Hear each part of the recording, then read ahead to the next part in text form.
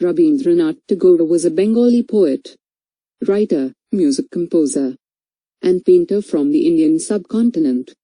He primarily worked in Bengali, but after his success with Gitanjali, he translated many of his other works into English.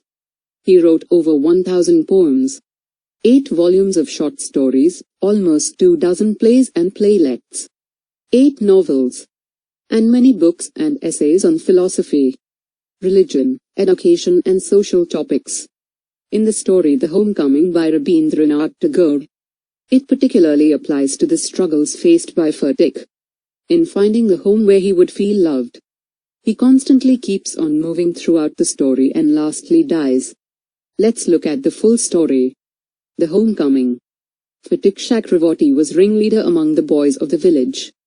A new mischief got into his head. There was a heavy log lying on the mud flat of the river waiting to be shaped into a mast for a boat. He decided that they should all work together to shift the log by main force from its place and roll it away.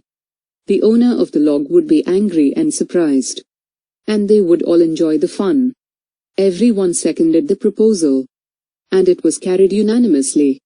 But just as the fun was about to begin, Makhan, Phatik's younger brother, sauntered up and sat down on the log in front of them all without a word.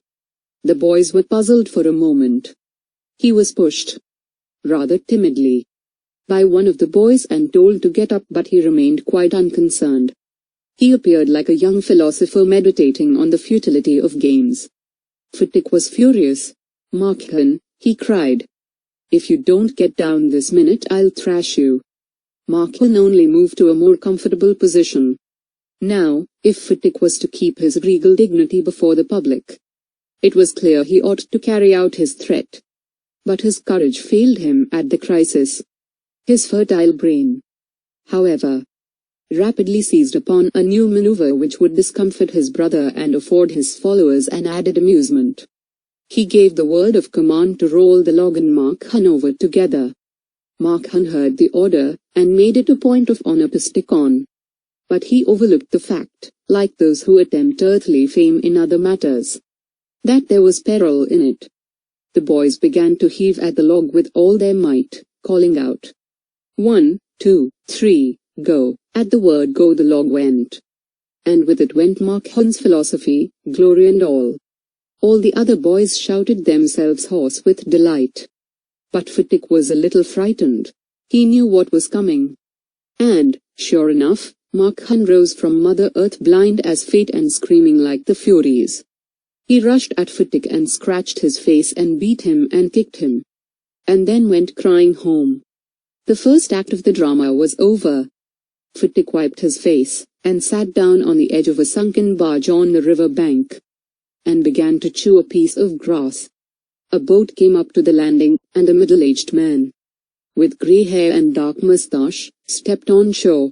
He saw the boy sitting there doing nothing, and asked him where the Chakravartis lived. Phatik went on chewing the grass, and said, "Over there," but it was quite impossible to tell where he pointed. The stranger asked him again. He swung his legs to and fro on the side of the barge, and said, "Go and find out," and continued to chew the grass as before. But now a servant came down from the house, and told Phatik his mother wanted him. Phatik refused to move. But the servant was the master on this occasion. He took Phatik up roughly, and carried him, kicking and struggling in impotent rage. When Phatik came into the house, his mother saw him. She called out angrily, "So you have been hitting Makhan again?" Phatik answered indignantly, "No, I haven't. Who told you that?" His mother shouted, "Don't tell lies. You have." Phatik said suddenly, "I tell you, I haven't. You ask Makhan." But Makhan thought it best to stick to his previous statement. He said, "Yes, mother. Phatik did hit me." Phatik's patience was already exhausted. He could not hear this injustice. He rushed at Makhan, and hammered him with blows. "Take that," he cried. And that, for telling lies." His mother took Makhan's side in a moment, and pulled Phatik away, beating him with her hands. When Phatik pushed her aside, she shouted out, "What are you, little villain? Would you hit your own mother? It was just at this critical juncture that the grey-haired stranger arrived. He asked what was the matter. Phatik looked sheepish and ashamed. But when his mother stepped back and looked at the stranger, her anger was changed to surprise, for she recognized her brother, and cried, "Why, Dada, where have you come from?" As she said these words, she bowed to the ground and touched his feet. Her brother had gone away soon after she had married, and he had started business in Bombay. His sister had lost her husband while he was in Bombay. Bishambhar had now come back to Calcutta, and had at once made inquiries about his sister. He had then hastened to see her as soon as he found out where she was. The next few days were full of rejoicing. The brother asked after the education of the two boys. He was told by his sister that Phatik was a perpetual nuisance. He was lazy, disobedient, and wild, but Makhan was as good as gold, as quiet as a lamb, and very fond of reading. Bishambhar kindly offered to take Phatik off his sister's hands, and educate him with his own children in Calcutta. The widowed mother readily agreed. When his uncle asked Phatik if he would like to go to Calcutta with him, his joy knew no bounds, and he said, "Oh, yes, uncle," in a way that made it quite clear that he meant it. It was an immense relief to the mother to get rid of Phatik. She had a prejudice against the boy, and no love was lost between the two brothers. She was in daily fear that he would either drown Makhan some day in the river, or break his head in a fight, or run him into some danger or other. At the same time she was somewhat distressed to see Phatik's extreme eagerness to get away. Phatik, as soon as all was settled, kept asking his uncle every minute when they were to start. He was on pins and needles all day long with excitement, and lay awake most of the night. He bequeathed to Makhan, in perpetuity, his fishing rod, his big kite and his marbles.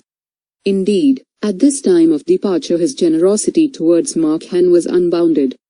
When they reached Calcutta, Phatik made the acquaintance of his aunt for the first time. She was by no means pleased with this unnecessary addition to her family. She found her own 3 boys quite enough to manage without taking anyone else. And to bring a village lad of 14 into their midst was terribly upsetting. Bishambhar should really have thought twice before committing such an indiscretion. In this world of human affairs there is no worse nuisance than a boy at the age of 14. He is neither ornamental, nor useful. It is impossible to shower affection on him as on a little boy. And he is always getting in the way. If he talks with a childish lisp he is called a baby, and if he answers in a grown-up way he is called impertinent. In fact, any talk at all from him is resented. Then he is at the unattractive, growing age. He grows out of his clothes with indecent haste, his voice grows hoarse and breaks and quavers. His face grows suddenly angular and unsightly. It is easy to excuse the shortcomings of early childhood, but it is hard to tolerate even unavoidable lapses in a boy of 14. The lad himself becomes painfully self-conscious. When he talks with elderly people he is either unduly forward, or else so unduly shy that he appears ashamed of his very existence. Yet it is at this very age when in his heart of hearts a young lad most craves for recognition and love. And he becomes the devoted slave of anyone who shows him consideration. But none dare openly love him, for that would be regarded as undue indulgence, and therefore bad for the boy. So, what with scolding and chiding, he becomes very much like a stray dog that has lost his master.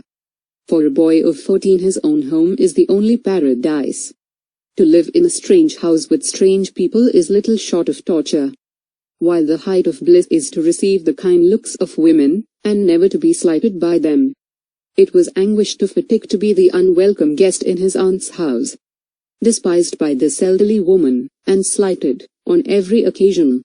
If she ever asked him to do anything for her, he would be so overjoyed that he would overdo it. And then she would tell him not to be so stupid, but to get on with his lessons. The cramped atmosphere of neglect in his aunt's house oppressed Phatik so much that he felt that he could hardly breathe. He wanted to go out into the open country and fill his lungs and breathe freely. But there was no open country to go to. surrounded on all sides by Calcutta houses and walls. He would dream night after night of his village home, and long to be back there. He remembered the glorious meadow where he used to fly his kite all day long, the broad river banks where he would wander about the livelong day singing and shouting for joy, the narrow brook where he could go and dive and swim at any time he liked. He thought of his band of boy companions over whom he was despot, and, above all, the memory of that tyrant mother of his, who had such a prejudice against him, occupied him day and night. A kind of physical love like that of animals, a longing to be in the presence of the one who is loved. An inexpressible wistfulness during absence, a silent cry of the inmost heart for the mother. Like the lowing of a calf in the twilight, this love, which was almost an animal instinct, agitated the shy, nervous, lean, uncouth and ugly boy. No one could understand it, but it preyed upon his mind continually. There was no more backward boy in the whole school than Phatik. He gaped and remained silent when the teacher asked him a question, and like an overladen ass patiently suffered all the blows that came down on his back. When other boys were out at play, he stood wistfully by the window and gazed at the roofs of the distant houses. And if by chance he espied children playing on the open terrace of any roof, his heart would ache with longing. One day he summoned up all his courage, and asked his uncle, "Uncle, when can I go home?" His uncle answered, "Wait till the holidays come." But the holidays would not come till November. And there was a long time still to wait. One day Phatik lost his lesson book. Even with the help of books he had found it very difficult indeed to prepare his lesson. Now it was impossible. Day after day the teacher would cane him unmercifully. His condition became so abjectly miserable that even his cousins were ashamed to own him. They began to jeer and insult him more than the other boys. He went to his aunt at last, and told her that he had lost his book. His aunt pursed her lips in contempt, and said, "You great clumsy, country lout. How can I afford, with all my family, to buy you new books 5 times a month?" That night, on his way back from school, Phatik had a bad headache with a fit of shivering.